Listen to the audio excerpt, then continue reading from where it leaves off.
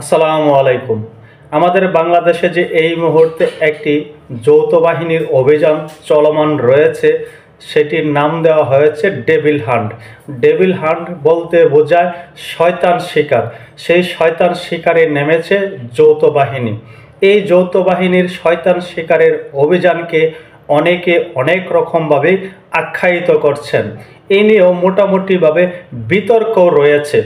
বিভিন্ন রাজনৈতিক ব্যক্তি এবং মানবাধিকার কর্মী, যারা রাজনৈতিক বিশ্লেষক রয়েছেন, তারাও এই নিয়ে নানান প্রশ্ন ছুড়ে দিচ্ছেন। অনেকেই বলছেন বিরোধী মতাদর্শকে দমন করার জন্যই এই অপারেশন পরিচালিত হচ্ছে, শয়তান শিকার করার নামে বিরোধী মতাদর্শকে দমন করা হচ্ছে। সেই কথাকে একাত্মতা পোষণ করল জাতীয় পার্টি। জাতীয় পার্টির পক্ষ থেকে আজকে একটি প্রেস বিজ্ঞপ্তি প্রকাশ করা হয়েছে। প্রেস বিজ্ঞপ্তি দিয়েছেন জিএম কাদের। তিনি বলছেন অপারেশন ডেভিল হান্টে গায়েবী মামলা দেওয়া হচ্ছে। অপারেশন ডেভিল হান্টের নামে ঢালাওভাবে বিরোধী মত দমন ও গায়েবী মামলা দেওয়া হচ্ছে বলে অভিযোগ করেছেন জাতীয় পার্টির চেয়ারম্যান জিএম কাদের। সোমবার জাতীয় পার্টির যুগ্ম মহাসচিব খন্দকার দিলওয়ার জালালি স্বাক্ষরিত এক বিজ্ঞপ্তিতে এ তথ্য জানানো হয়।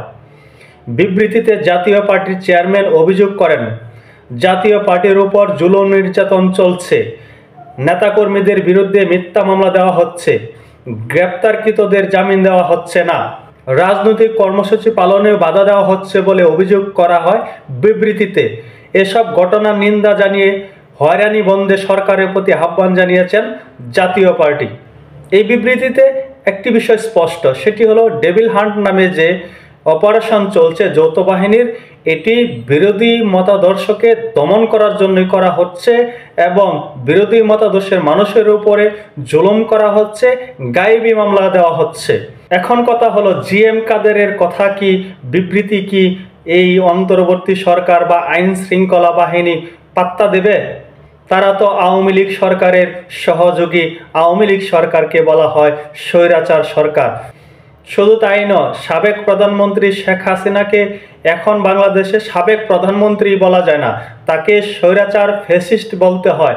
না হলে অনেকেই সাবেক প্রধানমন্ত্রী বললে তাকে সন্দেহের চোখে দেখেন, তার প্রতি ইঙ্গিত করে বলে থাকেন যে এরাই হলো স্বৈরাচারের দূষর।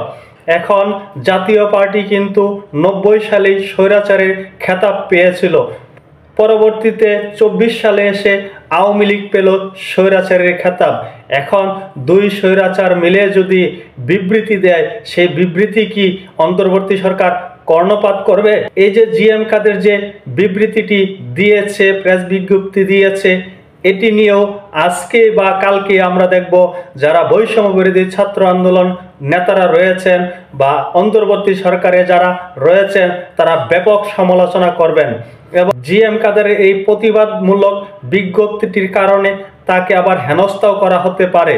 তবে হেনস্থা বলবো নাকি অভিযোগ বলবো সেটিও খুঁজে পাই না, যেহেতু সাবেক প্রধানমন্ত্রীকে এই মুহূর্তে বাংলাদেশে সাবেক প্রধানমন্ত্রী বলা যায় না, বলতে হয় স্বৈরাচার ফ্যাসিস্ট শেখ হাসিনা।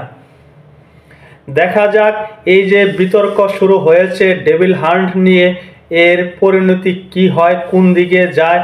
বিভিন্ন ব্যক্তিরাই কিন্তু অভিযোগ করছেন যে ডেভিল হান্ট নিয়ে সন্দেহ পোষণ করছেন। গতকালকে মাহমুদুর রহমান মান্না, একজন রাজনৈতিক ব্যক্তি, তিনিও বলেছেন যে ডেভিল হান্ট যে পরিচালনা করা হচ্ছে কোন তথ্যের ভিত্তিতে এবং স্বরাষ্ট্র মন্ত্রণালয়ের কাছে সেই ডেভিলদের কোনো তথ্য আছে কিনা, তালিকা আছে কিনা, সেই তালিকা ধরেই তাদেরকে গ্রেপ্তার করা হচ্ছে কিনা, নাকি ঢালাওভাবে গ্রেপ্তার করা হচ্ছে, নিরীহ মানুষকে গ্রেপ্তার করা হচ্ছে। এই প্রশ্নটি মাহমুদুর রহমান মান্না সহ অনেকেই কিন্তু উপস্থাপন করতে শুরু করেছেন, আমরা দেখতে পাচ্ছি। এই নিয়ে স্বরাষ্ট্র উপদেষ্টা আজকে একটি কথা বলেছেন, সেটি হলো রাঘব বোয়ালদেরকেও ছাড়া হবে না, চুনুপুটিকেও ছাড়া হবে না। এখন রাঘব বোয়ালদেরকে কিন্তু চিহ্নিত করা যায় কারা রাঘব বোয়াল। এখন যারা চুনুপুটি তাদেরকে কি এভাবে চিহ্নিত করা সম্ভব? চুনুপুটি ধরতে গিয়ে কি কোনো নিরীহ মানুষ হয়রানির শিকার হয় কিনা, এটিও কিন্তু বিবেচ্য বিষয়। এই নিয়ে আজকে প্রধান উপদেষ্টাও কিন্তু কথা বলেছেন। সরাসরি ডেভিল হান্ট নিয়ে কথা না বললেও তিনি কিন্তু আজকে বলেছেন যে মেরে ফেলে দিলেই কিন্তু কোনো সমাধান হয় না, মেরে ফেললেই কোনো সমাধান আসবে না, এই মেরে ফেলা সংস্কৃতি থেকে বেরিয়ে আসতে হবে। অর্থাৎ তিনি মব জাস্টিসের কথা বলছেন, যে মানুষের বাড়িঘর পুড়িয়ে দেওয়া, বিরোধী মতাদর্শকে ধ্বংস করে দেওয়া।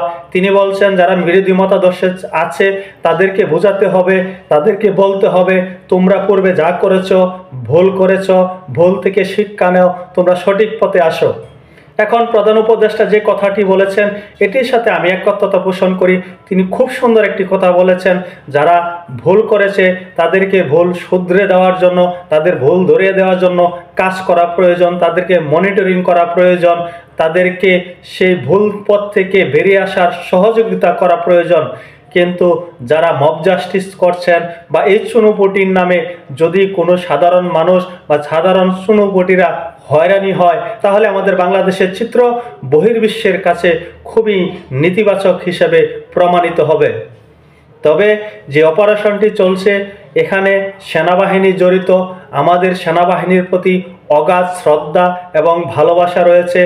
আমরা আশা করি না, আমাদের বিশ্বাস তারা সম্পূর্ণরূপে দায়িত্ব নিয়ে যারা অপরাধী সেই চিহ্নিত অপরাধীদেরকেই গ্রেপ্তার করবেন, সাধারণ মানুষ হয়রানির শিকার হবে না, সেটি বিশ্বাস করি মনে প্রাণে। সকলে ভালো থাকবেন। আল্লাহ হাফেজ।